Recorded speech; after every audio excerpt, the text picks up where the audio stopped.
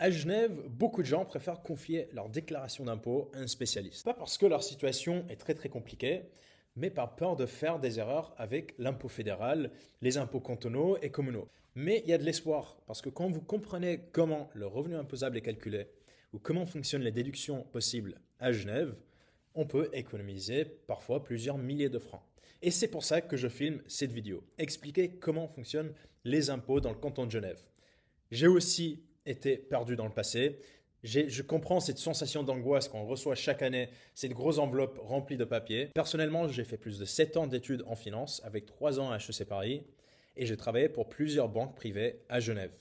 Mais on n'apprend pas comment gérer nos impôts, ni à l'école, ni dans nos travails. Donc je comprends la frustration. Là maintenant, j'aide des gens partout en Suisse pour comprendre comment mieux gérer et optimiser leur patrimoine en Suisse et à Genève. Il y a quelques années, je me suis rendu compte dans mon travail en banque que beaucoup de Suisses ne veulent pas uniquement tout déléguer. Ils veulent quand même comprendre. Et même si on va déléguer la gestion à quelqu'un d'autre, on veut quand même comprendre qu'est-ce que cette personne va faire avec notre argent. Ou comment est-ce que moi, je peux gérer moi-même mes impôts ou mes déclarations. Donc, si en regardant cette vidéo, vous trouvez que vous n'avez pas encore une vision claire de vos finances, je vous invite à réserver un appel découverte avec moi gratuitement. Le lien est dans la description et on peut prendre 45 minutes ensemble pour faire le point et on va voir si c'est possible, dans votre cas, d'améliorer des choses et comment mieux avancer.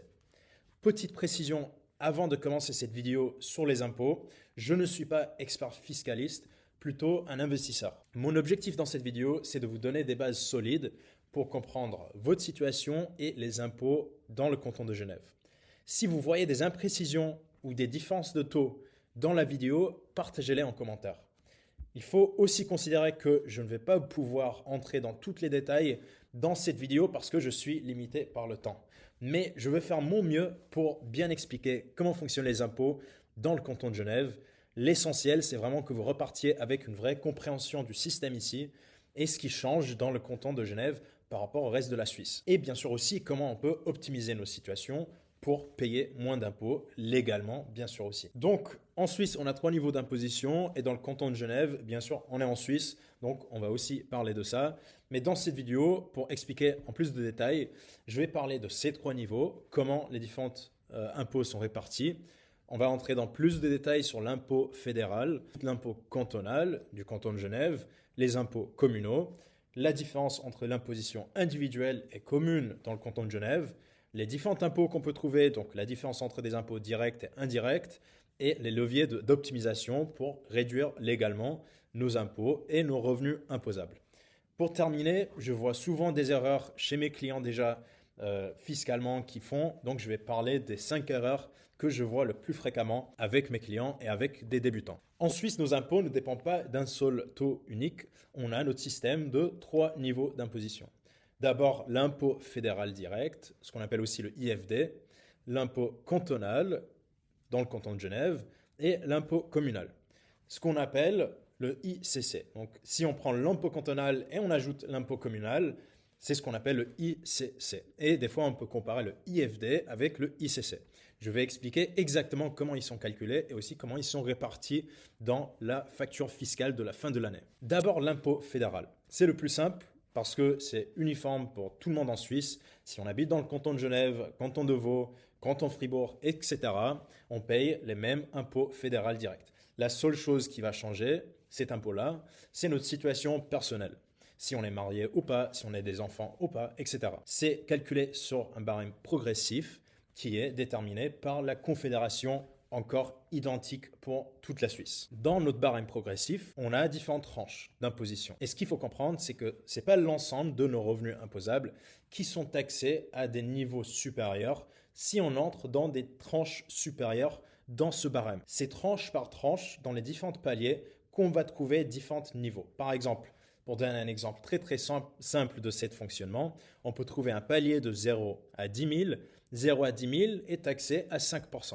Ensuite, tous les revenus imposables qu'on a entre 10 000 et 20 000 francs peuvent être imposés à 15%. Ensuite, tous les revenus imposables qu'on a de 20 000 francs à 50 000 francs peuvent être imposés à 20%. Juste un exemple un peu arbitraire, mais le but c'est de montrer que ce n'est pas l'ensemble de nos revenus qui sont imposés. Ce n'est pas comme si tous nos 50 000 francs sont imposés à 20%. Donc le calcul devient un peu plus compliqué, mais c'est mieux pour nous et pour nos impôts parce que ça fait qu'on paye moins d'impôts. Il faut bien le calculer pour le comprendre. Pour entrer dans plus de détails, d'abord, avant d'appliquer cette barème progressif par tranche, comme je viens d'expliquer, on va déterminer notre revenu imposable. Donc, on va prendre le revenu brut annuel et on va déduire toutes les déductions autorisées pour trouver notre revenu imposable. Un point que je pense que je vais répéter dans cette vidéo, c'est que c'est mieux de déduire un maximum parce que ça va impacter pas seulement nos impôts fédéraux, mais aussi l'impôt cantonal et communal. Donc, on va prendre notre revenu imposable et on va appliquer le barème progressif par tranche qui est déterminé par la Confédération pour toute la Suisse. C'est par tranche, comme je l'ai expliqué juste avant. Et voilà, ça nous donne notre imposition fédérale pour l'année. Comme je l'ai dit juste avant, c'est important de maximiser les déductions légalement, bien sûr. C'est pour ça qu'on les a. On a le pilier 3A. C'est avantageux de l'utiliser et c'est avantageux parce qu'on peut déduire ce qu'on met dans le pilier 3A de nos revenus imposables. Ça nous encourage à investir pour la retraite, par exemple, mais aussi déduire les primes d'assurance, les frais professionnels, les frais de charge si on a des enfants, par exemple, plein de choses qu'on va déduire de notre revenu. Le revenu imposable n'est pas le revenu brut, c'est le revenu brut moins les déductions, et c'est là qu'on a le revenu imposable, et c'est vraiment là qu'on peut faire beaucoup d'optimisation. Pour répéter ce point rapidement sur le barème progressif, c'est par tranche, c'est essentiel de comprendre. On a des taux faibles pour les premiers paliers de revenus et chaque palier au-dessus va avoir des taux plus élevés et ça c'est déterminé par la Confédération chaque année. Ce n'est pas l'intégralité du revenu qui entre dans des taux plus élevés. Ça c'est quelque chose qui est important de comprendre parce que des fois des gens vont essayer de je sais pas, négocier leur salaire et ça c'est quelque chose qu'il faut prendre en compte aussi et bien comprendre. L'IFD, l'impôt fédéral, en termes de la répartition ou à quelle part ça prend de la facture totale, c'est généralement 15% dans le canton de Genève. Dans chaque canton, ça va varier parce que d'autres cantons, peut-être, ils ont des impôts cantonaux ou communaux plus élevés ou moins élevés, mais selon mes calculs, c'est autour de 15%, cette partie de IFD et le ICC, donc la totalité des impôts cantonaux et communaux, sont autour de 85%. Dans le ICC, on voit aussi que les impôts cantonaux sont plus importantes ou plus lourdes que les impôts communaux et je vais entrer dans plus de détails juste après. Mais voilà, facture fiscale totale, c'est la somme de l'ICC et le IFD. Pour donner un exemple, si quelqu'un a un revenu imposable, donc après les déductions de 100 000 francs, et on estime que la facture totale est autour de 15 000 francs, l'impôt fédéral serait la petite partie de autour de 1 000-2 000 francs, comme on le voit bien sur l'écran. Donc, qu'est-ce que ça veut dire stratégiquement? C'est que c'est bien d'essayer d'optimiser l'impôt fédéral, mais on gagne plus si on optimise les impôts cantonaux et communaux, l'ICC. Ensuite, on a l'impôt cantonal de Genève. Et c'est là, les impôts cantonaux, qu'on voit des différences en Suisse. Donc, si deux personnes habitent à quelques kilomètres, parce qu'une personne habite dans le canton de Genève et l'autre personne habite dans le canton de Vaud, les deux personnes peuvent se trouver avec pas mal de différences entre leurs impôts. Le barème progressif qu'on applique dans le canton de Genève va être appliqué selon les règles strictes de la loi fiscale genevoise et aussi les déductions qu'on peut avoir sont aussi déterminées par la loi genevoise. Le canton de Genève va décider les barèmes qu'on va appliquer pour l'ICC, au moins la partie cantonale, les déductions spécifiques qu'on va avoir, les enfants, charges familiales, etc. Et les plafonds pour les différentes déductions aussi, par exemple les plafonds pour des frais professionnels et aussi les règles d'imposition sur la fortune, ce qui est aussi très important à considérer et je vais parler de tout ça dans plus de détails parce que l'impôt sur la fortune, si on a pas mal de patrimoine, peut s'accumuler.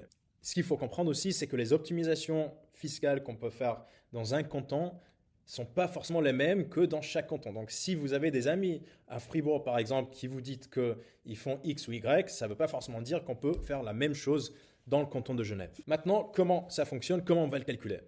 On va partir avec l'impôt de base, donc on va prendre notre revenu imposable et on va appliquer le barème progressif cantonal spécifique pour le canton de Genève. Donc le barème progressif pour le canton de Genève, ce n'est pas le même barème progressif pour la Suisse. C'est une question que je reçois assez souvent. Donc on va appliquer à notre revenu imposable ce barème déterminé par le canton de Genève et ça va nous donner l'impôt de base. Dans le canton de Genève, on a des taux marginaux assez élevés et c'est pour ça que pas mal de gens déménagent et ils partent dans d'autres cantons parce qu'ils trouvent que les impôts sont beaucoup trop élevés dans le canton de Genève.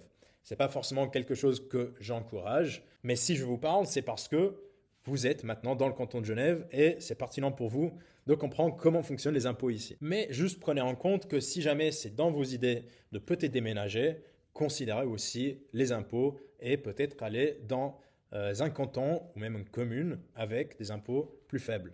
Maintenant, pour les déductions familiales à Genève, on n'a pas forcément besoin d'avoir tous les justificatifs pour toutes les charges familiales. Dans le canton de Genève, on accorde une déduction automatique pour chaque enfant de 13 660, donc par enfant, par année. Chaque année, ces montants peuvent aussi varier dépendant des changements de loi. Ensuite, on a aussi les frais de garde, et ça, c'est des déductions des coûts effectifs, donc crèche, maman de jour, des choses comme ça, avec des présentations des justificatifs qui a un plafond cantonal pour le canton de Genève de 26 000 francs par enfant. Et ce plafond applique jusqu'à la 14e anniversaire de l'enfant. D'autres manières d'optimiser, c'est d'inclure dans nos déductions les frais pro, prévoyance, etc. Ensuite, on a les frais professionnels. Donc ça, c'est lié directement à l'acquisition de revenus, notre travail. Comment c'est calculé? Pour les frais forfaitaires, on les calcule automatiquement avec le logiciel de déclaration. Ensuite, on a les frais de déplacement, domicile, travail, etc. Les repas, les frais réels qui sont aussi possibles sur justification. Donc, on a les frais forfaitaires qui sont calculés automatiquement avec le logiciel de déclaration, mais aussi on a des frais de déplacement, repas et d'autres frais réels qui peuvent exister. Il faut juste justifier ces frais-là. Et on a aussi des plafonds, bien sûr, pour les différents frais qu'on peut avoir. Ensuite, pour la prévoyance, on a le pilier 3A qu'on peut bien sûr remplir, il faut plutôt remplir pour déduire de notre revenu imposable et aussi un peu cacher de l'argent. Je n'aime pas utiliser le mot cacher, mais on peut mettre de l'argent dans ce pilier 3A et ça ne va pas être inclus dans notre fortune. Donc, ça va pas être l'imposition sur la fortune ne va pas appliquer à notre argent sur le pilier 3A. C'est pour ça qu'il faut essayer de le remplir au max. On a aussi l'assurance maladie qu'on peut déduire des frais médicaux et les frais médicaux, ils ont des plafonds assez élevés, donc aussi à utiliser. Et on a divers frais aussi qu'on peut inclure, des intérêts, des frais bancaires, etc., qu'on peut aussi essayer d'inclure dans les déductions. Maintenant, on va passer sur l'impôt communal. Et encore, avant, j'ai dit qu'à quelques kilomètres de distance, deux personnes peuvent payer des impôts assez différents. Là, on parle de quelques mètres de distance peut-être, où deux personnes peuvent se trouver avec des impôts différents, même s'ils ont la même situation. Comment c'est calculé? Donc là, on va prendre l'impôt cantonal de base qu'on a calculé avant avec le barème de canton de Genève et on va ajouter ce qu'on appelle un multiplicateur, aussi on l'appelle des centimes additionnels, qui vont nous calculer ce part communal qu'on doit payer. À côté de ça, on a des taxes additionnelles, par exemple la contribution religieuse. Si on se déclare catholique, par exemple, on va devoir payer l'église, une certaine taxe, et on a d'autres taxes locales dépendant de chaque commune, taxes déchets, etc. Mais ça, c'est sans l'effet multiplicateur qu'on a vu sur l'impôt cantonal de base. Donc, si on veut comprendre vraiment comment une commune impose les gens, il ne faut pas uniquement comprendre c'est quoi le multiplicateur de cette commune, mais aussi c'est quoi ces taxes additionnelles, parce que si on trouve une commune qui a un multiplicateur très très élevé, s'il y a très peu de taxes additionnelles ou taxes annexes, peut-être en fait c'est mieux d'habiter dans cette commune au lieu d'une commune où le multiplicateur est plus faible, mais il y a plein de taxes annexes qui s'ajoutent. Donc le calcul se fait globalement sur ces deux parties et pas uniquement en regardant le multiplicateur. Ça, c'est une erreur que je vois assez souvent. Maintenant, c'est quoi les variations de centimes additionnels ou multiplicateurs? Donc, ça dépend de chaque commune encore. Colonie, par exemple, 27%. Donc, on va multiplier notre impôt cantonal de base par 27%. À l'inverse, dans d'autres cantons, par exemple Carouge, ça peut monter jusqu'à 45%. Donc, on peut trouver que l'impôt communal peut être le double dans une commune au lieu d'une autre. Maintenant, pour donner un exemple concret, deux personnes qui habitent à Colonie et à Carouge. Même profil pour l'impôt cantonal, donc ce qui donne 15 500 francs d'impôt cantonal de cette profil de personnes. Maintenant, si on va multiplier 27% de la commune de Colonie à notre impôt cantonal, on va avoir presque, ou un peu plus que 4 000 francs d'impôt communal. Si on le fait pour Carouge, on multiplie 45% fois le 15 500 francs d'impôt cantonal de base, on va avoir presque 7 000 francs d'impôt communal. Ensuite, pour calculer le ICC, si jamais quelqu'un parle de l'ICC, c'est l'impôt communal plus impôt cantonal, c'est 15 500 plus l'impôt communal, donc pour Carouge, presque 7 000, ce qui fait que la différence d'ICC entre Colonie et Carouge, par exemple, est autour de 3 000 francs. Donc, si on a plus de revenus, plus de fortune même, cette différence peut être encore plus grande. Et ensuite, si on considère que ce n'est pas juste une année, c'est plusieurs années, donc une différence de 3 000 francs peut représenter 30 000 francs sur 10 ans. Donc, et si c'est sur 20 ans qu'on habite dans différentes communes, ça peut être 60 000 francs. Donc, encore, s'il y a encore plus de revenus, plus de fortune, on peut avoir des centaines de milliers de francs de différence juste parce que deux personnes habitaient à quelques kilomètres de distance, toujours dans le canton de Genève. Et comme vous voyez ici à droite, la composition d'ICC, ça montre que cette partie-là de centaines de milliers de francs, ou même au moins quelques dizaines de milliers de francs sur quelques années, c'est juste cette partie communale qui fait ces différences. En plus, si on habite dans des cantons différents, ça va s'ajouter, et si quelqu'un ne va pas utiliser les déductions, ça va aussi s'ajouter. Donc si on ne fait pas bien les choses, et si on fait bien les choses, et en plus on est dans une bonne commune fiscalement, on peut avoir des centaines de milliers de francs assez facilement sur toute une vie de différence d'impôts. Maintenant, qu'est-ce qu'on comprend de tout ça? Déjà, comme je l'ai dit, on a des inégalités géographiques. C'est la manière que la Suisse fonctionne. C'est pas négatif, c'est pas positif, c'est juste comme ça. Ou on peut avoir une raison fiscale pour changer notre résidence. Mais je n'aime pas parler dans les vidéos comme ça de déménager, de changer de résidence. Parce que peut-être on a habité quelque part pour toute notre vie, on a toute notre famille là-bas, on a notre maison là-bas, on veut rester là-bas. Donc, quand je parle d'optimisation, je préfère ne pas parler de déménagement. Je préfère parler plutôt d'optimisation efficace comme le troisième pilier, les rachats de LPP, deuxième pilier, les frais professionnels qu'on va inclure pour avoir plus de déductions, inclure aussi bien sûr les déductions famille et pour les enfants, les primes maladie, toutes ces choses-là sont des optimisations qu'on peut faire. Et aussi, on a l'effet multiplicateur parce que ce n'est pas uniquement pour l'impôt communal, si on a des déductions, c'est aussi pour l'impôt cantonal et l'impôt fédéral. Donc, on va réduire 3 fois simultanément les impôts qu'on paye. Et pour moi, c'est quelque chose qu'il faut bien comprendre et optimiser parce que même ça peut faire des centaines ou des dizaines de milliers de différences sur quelques années si on le fait bien ou si on ne le fait pas. Comme je l'ai dit au début, notre situation personnelle impacte aussi nos impôts aux 3 niveaux d'imposition, en termes de déclaration qu'on peut faire, en termes de déduction qu'on peut faire, etc. Pour l'état civil, c'est aussi très important et l'état civil dépend de votre état civil le 31 décembre de l'année fiscale. Donc, qu'est-ce que ça va changer? Si vous êtes célibataire, donc célibataire, divorcé ou séparé légalement, même en concubinage, là, l'impôt va être considéré individuellement. Ce qui veut dire qu'on ne va pas cumuler si jamais vous habitez avec quelqu'un, mais vous n'êtes pas marié, ou vous n'êtes pas des partenaires enregistrés, là, les impôts sont séparés. Ce qui, généralement, est mieux si on n'a pas d'enfants. Parce que ça veut dire qu'on ne va pas entrer dans des tranches plus élevées, dans les barèmes progressifs, parce qu'on considère les revenus de chaque personne séparément. Donc, tant qu'on n'a pas d'enfants, en général en Suisse, et aussi bien sûr dans le canton de Genève, si on n'a pas d'enfants, fiscalement, généralement, c'est mieux de ne pas se marier. Parce que si on est marié, on va inclure les deux revenus et aussi les deux fortunes ensemble et on va appliquer les barèmes à cet revenu total plus élevé et peut-être on entre et on pousse nos revenus dans des tranches marginales supérieures et on augmente la charge fiscale par rapport à si on considère les deux personnes individuellement. Par exemple, on peut avoir deux personnes avec 100 000 francs. S'ils sont mariés, on va considérer comme si c'est une personne, entre guillemets, à 20 000 francs et cette personne va être imposée à plus que deux personnes qui ont 100 000 francs de revenus imposés séparément. Après, si on a un couple marié mais ils ont des enfants, avec les enfants, on peut avoir pas mal de déductions et ces déductions, frais de garde, etc. font que ça devient assez neutre ou même avantageux si on est marié et on a des enfants. C'est pour ça, en Suisse, beaucoup de gens attendent se marier après avoir des enfants ou ils le planifient comme ça. Ensuite, l'impôt sur la fortune. Et dans le canton de Genève, c'est assez élevé parce que ça peut monter jusqu'à 1% et c'est un des taux les plus élevés sur l'impôt sur la fortune en Suisse. Pour des fortunes plus modestes, c'est autour de 0,3%.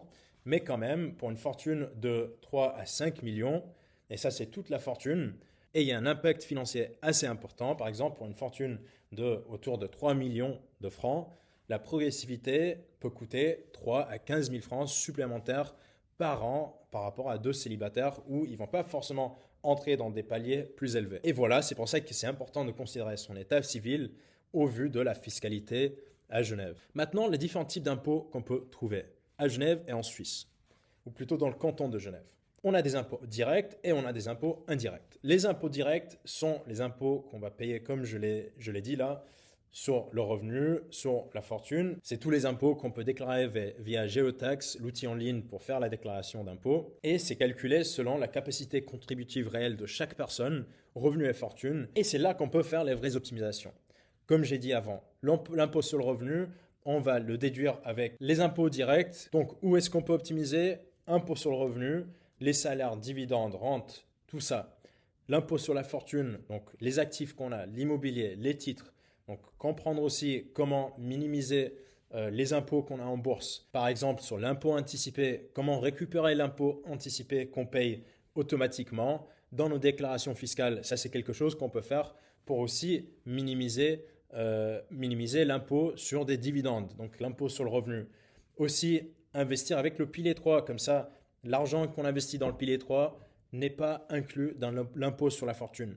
Et ensuite, on a d'autres impôts directs comme l'impôt immobilier complémentaire sur d'autres choses comme ça. Maintenant, l'impôt indirect, ils sont indirects parce qu'ils sont un peu automatiques, on ne les voit pas. TVA, par exemple, on ne peut pas réduire le TVA malheureusement. Si on veut acheter quelque chose, on paye la TVA dessus. Mais l'impôt anticipé que je viens de mentionner, c'est un impôt indirect, mais on le déclare quand même dans notre déclaration d'impôt pour les récupérer.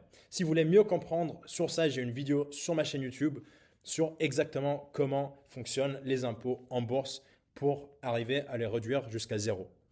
On a d'autres taxes annexes, véhicules, déchets, etc. Tout ça, c'est indirect parce qu'on ne le voit pas. Et malheureusement, la majorité de ces taxes-là, on ne peut pas les minimiser. Donc, je les ai mentionnés au début. Je veux aussi parler des erreurs fréquentes que je vois avec la majorité des débutants. J'ai déjà mentionné qu'il faut le faire, mais je vais bien préciser les erreurs, comme ça vous évitez de les faire. D'abord, ne pas optimiser le troisième pilier A, de ne pas le remplir si vous êtes capable de le remplir, c'est une erreur. Parce que comme je l'ai dit, on va déduire ça de nos revenus imposables, donc ça va impacter aux trois niveaux d'impôt, et ensuite on va enlever cette partie-là aussi de l'impôt sur la fortune.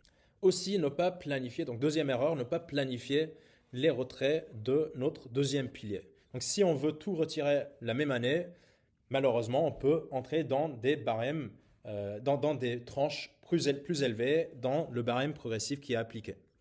Donc, si on retire toute la même année, par exemple 500 000 francs dans une année d'un deuxième pilier, on peut facilement entrer dans des tranches plus élevées d'impôts selon le barème progressif par rapport à si on va retirer 250 000 francs étalés ou échelonnés, ce qu'on dit, sur 2 ans. Donc, l'utilisation de troisième et deuxième pilier, c'est à comprendre et à optimiser pour optimiser notre fiscalité en total. Troisième erreur, c'est aussi d'oublier de déclarer les dividendes. Si on investit par exemple en bourse et on n'a pas beaucoup de dividendes, je peux comprendre qu'on pense que ça ne vaut pas la peine de récupérer les 35% d'impôts anticipés. Mais des fois, c'est des dividendes qu'on ne voit même pas parce que c'est sur des produits accumulatifs. Si vous ne savez pas ce que c'est, regardez les vidéos sur ma chaîne qui parlent plus de l'investissement. Mais même avec des produits accumulatifs, accumulants, cumulatifs, il y a plein de mots pour dire la même chose. Même sur ces produits-là, on paye des impôts ou on a l'impôt anticipé sur les dividendes. Surtout si on utilise un courtier suisse. Donc, si c'est le cas, on utilise un courtier suisse, on veut tout récupérer, même les droits de timbre qui sont appliqués automatiquement avec un courtier suisse. Donc, il y a plein de choses à optimiser à ce niveau-là pour les dividendes. Et les dividendes ne sont pas uniquement avec la bourse, c'est aussi avec les intérêts en général. Mais il faut bien comprendre et ne pas oublier de les déclarer pour les récupérer. Ensuite, l'impact de la commune. Donc, si vous êtes prêt à déménager ou changer de commune, si vous pensez à ça, peut-être c'est vraiment avantageux de le faire. Parce qu'il y a des différences de multiplicateurs et des différences de taxes annexes qui font que vous pouvez gagner des milliers, des centaines, de dizaines de milliers ou des centaines de milliers de francs chaque année ou en total, sans même changer de canton, juste changer de résidence à quelques mètres même. Donc, si vous êtes ouverte à faire ça, ça peut vous faire gagner de l'argent aussi. La dernière erreur que je veux mentionner, c'est de confondre le taux marginal et un taux moyen. Donc, beaucoup de gens pensent, et c'est pour ça que je le répète plusieurs fois, que barème progressif veut dire que si on entre dans une tranche élevée, ça va faire tous nos revenus passer dans cette pourcentage-là. Mais ce n'est pas le cas. C'est vraiment par tranche supplémentaire, donc la partie qui dépasse le seuil qui va être imposée sur le taux de cette tranche-là. Donc, ce qui veut dire que beaucoup de gens, par exemple, ils pensent, est-ce que je dois négocier mon salaire parce que je vais rentrer dans une tranche supplémentaire? Généralement, comme c'est juste de l'argent de plus, et c'est pas tout l'argent qui va être imposé, c'est toujours mieux d'avoir plus de salaire, même si on passe dans des tranches plus élevées. À la fin, on va toujours gagner plus d'argent à la fin de l'année. Donc, par exemple, si on veut négocier notre salaire, il faut comprendre qu'une augmentation de salaire va toujours augmenter le revenu net après impôt, même si on négocie notre salaire augmente et notre salaire passe dans des taux marginaux plus élevés.